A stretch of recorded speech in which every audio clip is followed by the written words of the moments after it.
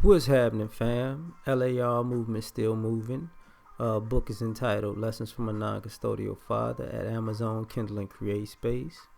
Link will be in the description box below as usual. Go get it. PayPal link that also. They asked me to put it up, so I put it up. Thanks everybody for supporting.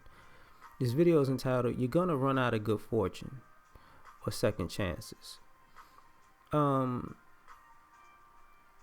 things happened in the last few weeks where I see people who were accustomed to having second chances. They were accustomed to having good fortune. They were accustomed to getting the breaks in life. And because of that, they kept making bad decisions because they were so accustomed to the universe bailing them out in some way, shape, form, or fashion. And that comes to an end. Like, I always say this old 50 Cent line. At first I couldn't do good, but now I can't do bad. From I Get Money song. And the crazy part about that is, people forget that everybody, sometimes karma works in reverse. Like sometimes you have a situation where, how can I put this? Right, in the beginning, you may actually be one of those people who you're lucky. Everything just works out for you. And you think that's your life. And at the same time, there are people who they can't, no matter how good they do, they're just unlucky, right? Well, those are seasons. That's not a life, right? So that good luck turns bad and that bad luck turns good. And I feel for people like that, but I don't feel for people like that, because what winds up happening is, instead of taking the bull by the horns, instead of taking initiative, instead of taking responsibility for their lives, they're looking for it all to work out in the stars, to somebody else to come along. You want somebody to ghostwrite your life. They wrote all the lyrics and they put the song together and they just put me on stage with the mic and a nice outfit and I sung it, but everybody praised me and believed it was all me. In a sense, because that's how we look at it in a religious sense, that God is the ghostwriter of our lives, right? Saying, we actually have no agency. We're not making any decisions here, right? But when the good fortune runs out, and you don't get these second chances, and I see this look over and over again where, and I can feel the feelings of these people, and I understand the sentiment where, the sky is falling, because now, everybody that you thought, they just ain't got it like I got it. I don't have to put in as much work as them. Well, now you do, because you actually wasn't putting in work because you were so fortunate. And I see this a lot of times.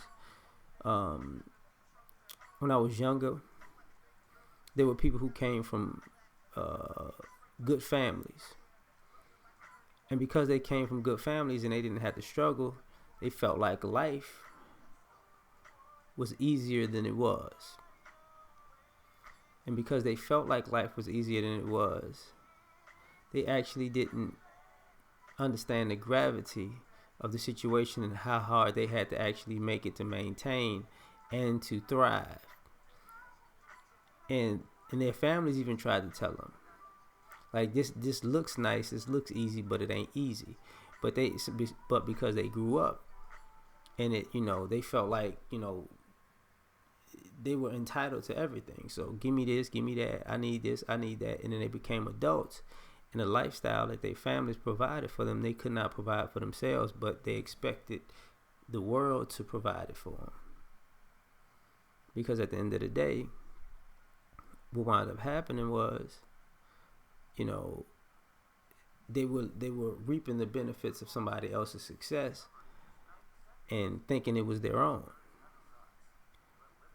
But then when they had to create their own success, you know, they were starting from square one. You're supposed to build on something, and this is what I mean. Like, some people don't build on the success that they were handed, because they get comfortable and entitled and think, you know, this is how my life is supposed to be. And part of the reason I'm saying this is because this is how you see some kids wind up starting from scratch, because their parents never built on the success that their families provided them when they were their children's age. But also, you know, people get desperate. I'm changing a little bit, because when the good luck and the good fortune runs out, people are like gamblers. No, I just got to hit. I mean, if I hit, it's gonna turn everything around, you know, because I got this good luck. I've been having this good luck my whole life. Everything works out for me. You know, it just works out for me. You know, God got His hand on my life. I'm just roll. Come on, Sam. Come on, Sam. Come on, Sam. I craft out again. Come, I gotta get it together. I know I'm gonna come on, and thus the desperation sinks in more and more, because you know you can't understand your good fortune is passed out because you blew it. A lot of people blew their good fortune and blew their second chances, and they got numerous second chances over and over and over and over again, to the point now that they're not functional adults, because you know all the second chances that they had and all the good fortune that they had actually bailed them out of being adults. So now when it's over with, they may be, you know, 30s, 40s, 50s, 60s, and life is actually hitting them for the first time,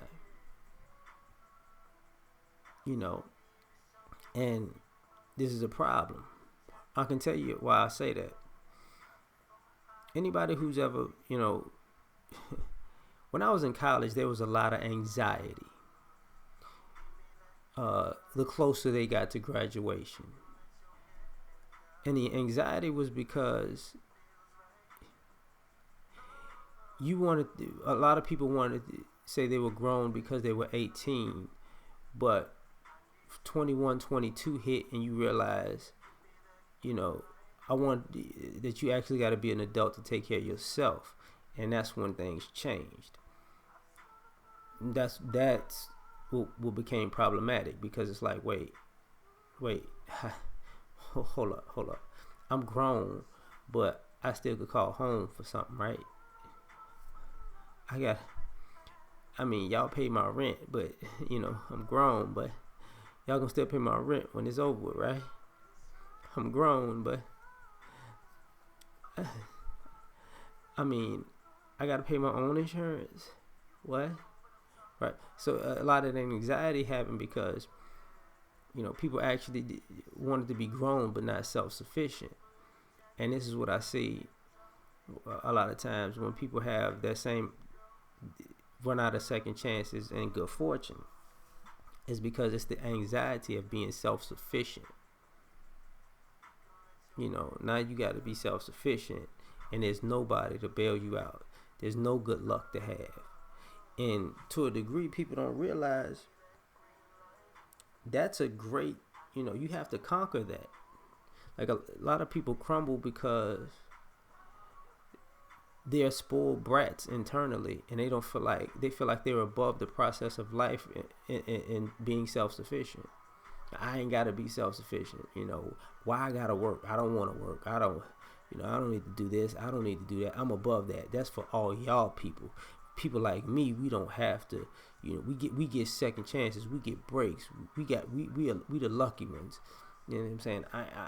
I'm above all of that, actually having to be self-sufficient stuff. The universe just gives me what I need.